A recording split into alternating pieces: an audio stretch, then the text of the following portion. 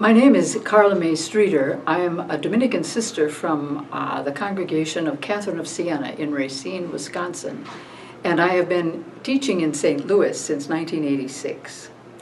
I teach at a graduate level theology school for leadership training and ministry, and my area is theology.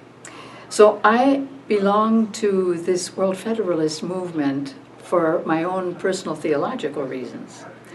I believe, first of all, that when there's ever been an evolutionary move by which there's been a breakthrough into a higher level of species, you might say, it has always come about by coalescence, by the fact that biologically single cells coalesced to become more complicated creatures, eventually got lungs, came out on land, etc., the whole story. In our own time and our own age, we're hearing and seeing a much similar type of movement of coalescence. I name, for example, the European Union. I name for better or for worse, the present United Nations and the effort to have created it. But I also see that as a world now knit by more communications at the drop of a hat, and by the fact that we are an interwoven network, when something goes on in the American market or banking or finances, it's that when the U.S. sneezes, you know, the world worries about catching a cold. Or the little statements that are being made that really show the interconnected or interwovenness of the world community.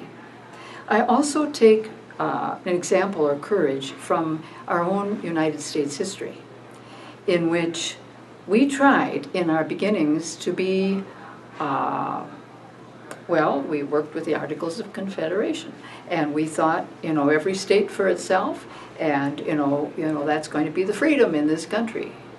And then we had our Revolutionary War.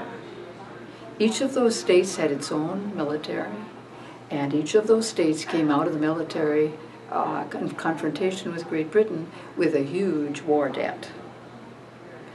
So, striking the iron when it was hot, the leaders of the country moved to what they called a constitutional federation rather than under the Articles of Confederation, where every state had its own little way. What convinced the states to come into this new coalescence was the fact that not only would they have to dissolve their military, because there was going to be a U.S. Army, but they were going to lose their war debt. And when the United States Constitutional Convention decided they would assume all that war debt, it was quite a motivation to have them form a federation instead of remaining totally independent. And I see this same type of gradual process happening globally, that we can do much more if we do it together without surrendering a lot of our own personal cultures, our own personal values, our own personal religious traditions, our own personal whatevers. Still, there is a way in which together we can assure the safety, the health, and the justice of all of us, and working separately, we're a blip on the screen. So that's why I am aligned with this movement. I feel it's the next stage of human progress into becoming a people that is globally conscious, aware, and full of compassion and justice. Thank you, Carla. And do you have much hope for the future? I do. I have tremendous hope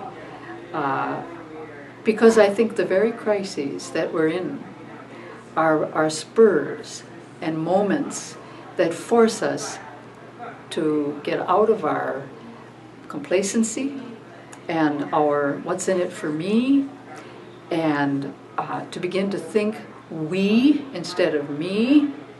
And I see the very pain we're suffering as a global community as the spur to that further action. So that's where my optimism is rested.